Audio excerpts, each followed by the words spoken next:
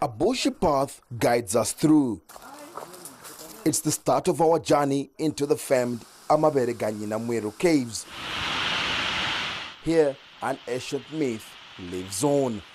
The 400-meter walk gets us to our first stop, a waterfall called Natural Shower. It is said to have been used by the Batwezi gods. Years on, the waterfalls offer their onlookers beauty, calm, and reverence.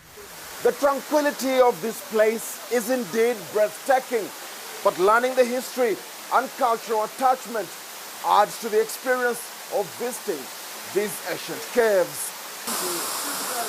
Hanging rocks broken down by a chemical reaction between water and salt in the course of years are the Amabere Ganyinamweru, which translates as breasts of Nyinamweru. The name of the caves is based on a historical myth whose origin is widely believed by the locals.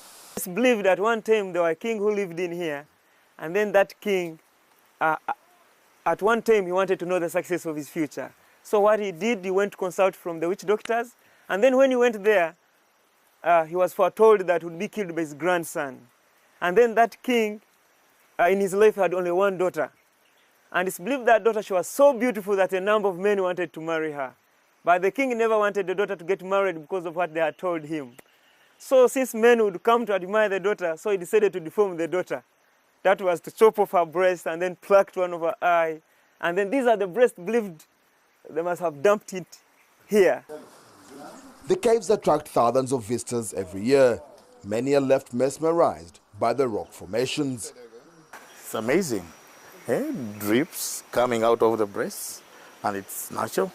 So it's really great. So I first learned about this in school, and I'd never been here. Actually, a friend of mine convinced me to come today, so I came, and yeah, it's a nice place. Local tradition still has it that anybody who touches these formations will get lost in the caves. To date, no one has been reported lost. These features grow at a very, very slow rate. They said it grows 4.8 centimeters if it's not disturbed. That's why we don't allow people to touch on them. That should you touch on it, you'd have disturbed its growth rate.